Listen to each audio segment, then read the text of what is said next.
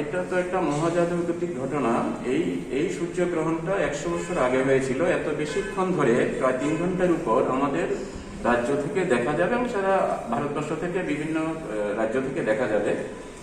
এবং আমাদের স্টেটে এটা শুরু হবে 10:55 অলরেডি শুরু হয়ে গেছে এবং এটা শেষ হবে 2:23 এবং প্রায় 3 ঘন্টা 28 মিনিট ধরে এটা চলবে। সবচেয়ে বেশি সূর্য বেশি কাভার দেখা যাবে 12:45। স্যার, অনেক রকমের জনমনে একটা প্রশ্ন উঠছে যে গ্রহণের সময় করা প্রয়োজন। সেই হিসাবে আমাদের বক্তব্য হচ্ছে, গ্রহণের সময় খেলে কোনো অসুবিধা নেই, গ্রহণের সঙ্গে খাওয়ার কোনো সম্পর্ক নেই। এগুলো হচ্ছে অন্ধ কুসংস্কার, মিসবিলিভ, সুপারস্টিশনস।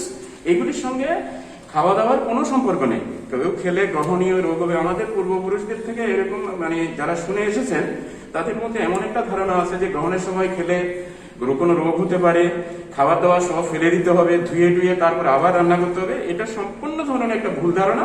এটা মিসকনসেপ্ট, মিসবিলিভ এবং সুপারস্টিশনস। এটার সঙ্গে কোনো বিজ্ঞান ভিত্তি নেই। এটা একটা বৈজ্ঞানিক ঘটনা, এটা একটা মহাজাগতিক ঘটনা। এটার সঙ্গে রোগ কোনো সম্পর্ক নেই।